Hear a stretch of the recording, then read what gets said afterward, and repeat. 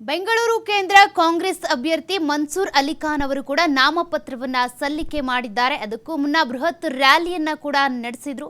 ಈ ಒಂದು ನಾಮಪತ್ರ ಸಲ್ಲಿಕೆ ಮಾಡುವಂತ ಸಂದರ್ಭದಲ್ಲಿ ಅವರಿಗೆ ಜನರು ಕಿಕ್ಕಿರಿದು ಸೇರಿ ಬೆಂಬಲವನ್ನ ಕೂಡ ಕೊಟ್ಟರು.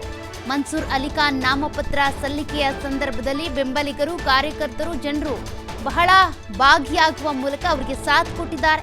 ರ್ಯಾಲಿ ಬಳಿಕ ನಾಮಪತ್ರ ಸಲ್ಲಿಸಿದಂತ ಕೈ ಅಭ್ಯರ್ಥಿ ಮನ್ಸೂರ್ ಅಲಿಖಾನ್ ಸಂಪಂಗಿ ರಾಮನಗರದ ಪ್ರಸನ್ನ ಗಣಪತಿ ದೇವಸ್ಥಾನಕ್ಕೆ ಕೂಡ ಭೇಟಿಯನ್ನ ಕೊಟ್ಟಿದ್ರು. ರ್ಯಾಲಿಯ ಬಳಿಕ ನಾಮಪತ್ರವನ್ನ ಈಗ ಸಲ್ಲಿಕೆ ಮಾಡಿದ್ದಾರೆ.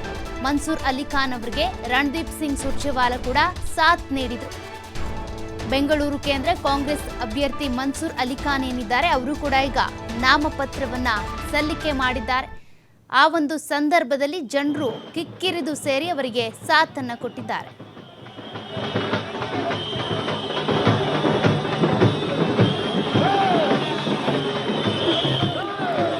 ಕಾಂಗ್ರೆಸ್ನ ಅಭ್ಯರ್ಥಿ ಮನ್ಸೂರ್ ಅಲಿಖಾನ್ ಅವರು ಈಗ ಬೆಂಗಳೂರು ಕೇಂದ್ರದಿಂದ ಅಖಾಡಕ್ಕಿಳಿದಿದ್ದಾರೆ. ಈಗಾಗಲೇ ನಾಮಪತ್ರ ಸಲ್ಲಿಕೆಯನ್ನು ಮಾಡಿದ್ದಾರೆ.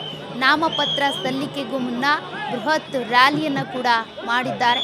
ಆ ಒಂದು ಸಂದರ್ಭದಲ್ಲಿ ಕಾರ್ಯಕರ್ತರು ಸೇರಿದಂತೆ ಅದೇ ರೀತಿಯಾಗಿ ರಣದೀಪ್ ಸಿಂಗ್ ಸುರ್ಜೇವಾಲಾ ಅವರು ಕೂಡ ಅವರಿಗೆ ಸಾಥನ್ನು ಕೊಟ್ಟಿದ್ದಾರೆ. ಈ ಮೂಲಕ ರ್ಯಾಲಿ ಆದ ಬಳಿಕ ನಾಮಪತ್ರವನ್ನು ಸಲ್ಲಿಕೆ ಮಾಡಿದ್ದಾರೆ. ಸಂಪಂಗಿ ರಾಮನಗರದ ಪ್ರಸನ್ನ ಗಣಪತಿ ದೇವಸ್ಥಾನದಿಂದ ಕೂಡ ರ್ಯಾಲಿ ಮಾಡಿದ್ರು. ಅಲ್ಲೂ ಕೂಡ ದೇವಸ್ಥಾನಕ್ಕೆ ಭೇಟಿ ಕೊಟ್ಟು ಜನರ ಬೆಂಬಲದೊಂದಿಗೆ ಸಾಥ್ನೊಂದಿಗೆ ಈಗ ನಾಮಪತ್ರವನ್ನು ಸಲ್ಲಿಸಿದ್ದಾರೆ ಮನ್ಸೂರ್ ಅಲಿಖಾನ್ ಅವರು.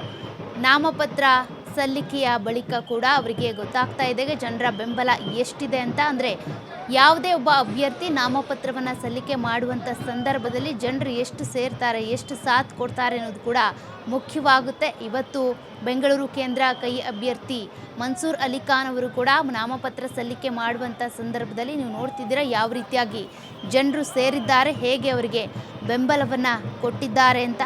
ಗಣಪತಿ ದೇವಸ್ಥಾನದಿಂದ ಸಂಪಂಗಿ ರಾಮನಗರದಲ್ಲಿರುವಂಥ ಪ್ರಸನ್ನ ಗಣಪತಿ ದೇವಸ್ಥಾನ ಏನಿದೆ ಅಲ್ಲಿಂದ ಕೂಡ ರ್ಯಾಲಿಯ ಮೂಲಕ ಹೋಗಿ ನಾಮಪತ್ರವನ್ನು ಸಲ್ಲಿಕೆ ಮಾಡಿದ್ದಾರೆ. ಈಗಾಗಲೇ ಜಿದ್ದಾಜಿದ್ದಿಯ ಫೈಟ್ ಇದೆ ಬೆಂಗಳೂರು ಕೇಂದ್ರದಲ್ಲಿ.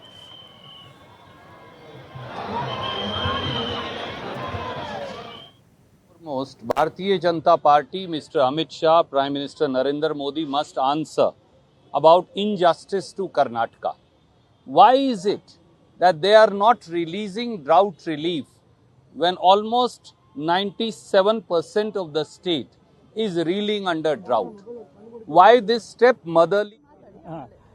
ನನಗೆ ಈ ಜನರ ಉತ್ಸಾಹ ನೋಡಿ 100% ನಾವು ಗೆಲ್ತೀವಿ ಅಂತ ನಂಬಿಕೆ ಇದೆ. ಯಾಕಂದ್ರೆ ಇಲ್ಲಿ ಬಿಜೆಪಿ ಅಭ್ಯರ್ಥಿ ಆಗಿರ್ತಕ್ಕಂಥವ್ರು 3 ಬಾರಿ ಗೆದ್ದಂಥವ್ರು, ತಾವೀಗ ಮೊದಲನೇ ಬಾರಿ ಕಂಟೆಸ್ಟ್ ಮಾಡ್ತಾ ಇದ್ದೀರಿ. ಜನರ ರೆಸ್ಪಾನ್ಸ್ ಹೇಗಿದೆ? ಯಾಕಂದ್ರೆ ಈಗಾಗಲೇ ಚುನಾವಣೆ ಪ್ರಚಾರವನ್ನು ಕೂಡ ಆರಂಭಿಸಿದ್ದೀರಿ. ಏನು ಅನಿಸ್ತಾ ಇದೆ? ಜನ ಏನು ಹೇಳ್ತಿದ್ದಾರೆ? ನೀವು ನೋಡಿದಿರ ಆಚೆ ಜನರು ರೆಸ್ಪಾನ್ಸ್ ತುಂಬ ಚೆನ್ನಾಗಿ ಪಾಸಿಟಿವ್ ಇದೆ. ಸೊ ಈ ಸಾರಿ ಅವರು 3 ಸಾರಿ ಕಂಟೆಸ್ಟ್ ಮಾಡಿದ್ದಾರೆ. ನಾನು ಅವ್ರ ರಿಪೋರ್ಟ್ ಕಾರ್ಡ್ ಅವ್ರು ಏನು ಮಾಡಿದ್ದಾರೆ ಬೆಂಗಳೂರಿಗೆ ಅದು ಜನರಿಗೆ ಹೇಳಿ.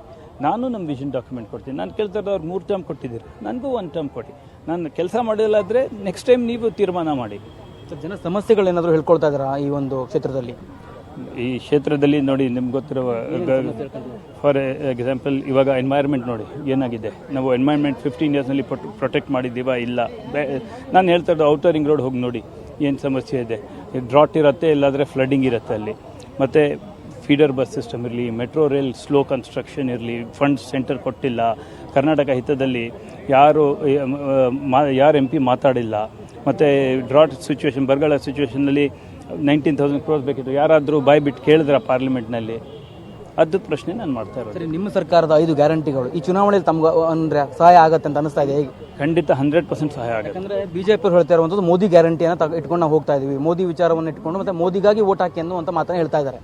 ನಾನು ಹೇಳೋದು ನಿಮ್ಮ MP ಅವ್ರು ಯಾಕೆ ಕೇಳ್ತಾ ಇರೋದು ಮೋದಿ ಅಂತ? ಅವ್ರ ಪರ್ಸ್ನಲ್ ಪರ್ಫಾರ್ಮೆನ್ಸ್ ಏನಿಲ್ಲ. ಏನು ಮುಖದಿಂದ ಜನರ ಹತ್ರ ಹೋಗ್ತಾರೆ ಅವರು. ನಾನು ಪರ್ಫಾರ್ಮ್ ಮಾಡಿದ್ರೇ ಹೇಳೋದಲ್ಲ, ನನ್ನ ಪರ್ಫಾರ್ಮೆನ್ಸ್ ತೋರಿಸೋದು. ಏನು ಪರ್ಫಾರ್ಮೆನ್ಸ್ ತೋರಿಸಿ ಅಂದರೆ ಮೋದಿ ಗ್ಯಾರಂಟಿ ಅಂತಾರೆ. ನಮ್ಮ 5 ಗ್ಯಾರಂಟಿ ಆ್ಯಕ್ಚುಲಿ ಇಂಪ್ಲಿಮೆಂಟ್ ಆಗಿದೆ ಗ್ರೌಂಡ್ನಲ್ಲಿ. ನಾನು ಅದಕ್ಕೆ ಕೇಳ್ತಾ ಇರೋದು 15 lakhs ಗ್ಯಾರಂಟಿ ಏನಾಯಿತು ಜನರಿಗೆ? ಅದು ಹೇಳ್ತಾರೆ ಜುಮ್ಲಾ ಅಂತ ಹೇಳಿಬಿಡ್ತಾರೆ.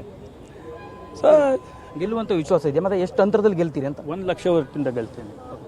ಇದಿಷ್ಟು ಬೆಂಗಳೂರು ಕೇಂದ್ರ ಲೋಕಸಭಾ ಕ್ಷೇತ್ರದ ಕಾಂಗ್ರೆಸ್ ಅಭ್ಯರ್ಥಿ ಆಗಿರುವಂತಹ ಮನ್ಸೂರ್ ಅಲಿಖಾನ್ ಅವರು ಹೇಳ್ತಾ ಇರುವಂಥದ್ದು. ಕ್ಯಾಮರಾ ಪರ್ಸನ್ ನಡಾಬ್ ಜೊತೆ ಕಾರ್ತಿಕ್, TV5 ಕನ್ನಡ, ಬೆಂಗಳೂರು.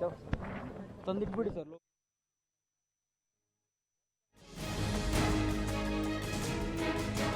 ಅಭ್ಯರ್ಥಿ ಮನ್ಸೂರ್ ಅಲಿ ಖಾನ್ ಅವರು ಈಗ ನಾಮಪತ್ರವನ್ನ ಸಲ್ಲಿಕೆ ಮಾಡಿದ್ದಾರೆ. ಬಿಜೆಪಿಯ ಅಭ್ಯರ್ಥಿ PC ಮೋಹನ್ ಅವರ ವಿರುದ್ಧ ಅಖಾಡಕ್ಕಿಳಿದಿದ್ದಾರೆ. ಜಿದ್ದಾಜಿದ್ದಿಯ ಫೈಟ್ ಕೂಡ ಇದೆ. ಹಾಲಿ ಸಂಸದರ ವಿರುದ್ಧ ಹೇಗೆ ಸೆಣಸಾಡ್ತಾರೆ ಅನ್ನೋದೇ ಈಗ ಪ್ರಶ್ನೆ. ಅವರು ಕೂಡ ಭರವಸೆಯ ಮಾತುಗಳನ್ನು ಆಡ್ತಾ ಇದ್ರು ಮನ್ಸೂರ್ ಅಲಿ ಖಾನ್ ಅವರು. ಇಲ್ಲಿವರೆಗೂ ಕೂಡ ಬಿಜೆಪಿ ಏನು ಮಾಡಿದೆ, ಅಭಿವೃದ್ಧಿ ಕೆಲಸಗಳನ್ನು ಏನು ಮಾಡಿದೆ, ಏನೂ ಮಾಡಿಲ್ಲ. ಹಾಗಾಗಿ ಅವರ ಅಭಿವೃದ್ಧಿ ಮಾಡದೇ ಇರುವಂಥ ಕೆಲಸಗಳ ರಿಪೋರ್ಟನ್ನು ಇಟ್ಕೊಂಡು ನಾನು ಜನರ ಮುಂದೆ ಹೋಗ್ತೀನಿ, ಅಭಿವೃದ್ಧಿಗಾಗಿ ನಾನು ಕೂಡ ಕೆಲಸ ಮಾಡ್ತೀನಿ ಅಂತ ಹೇಳಿದ್ದಾರೆ.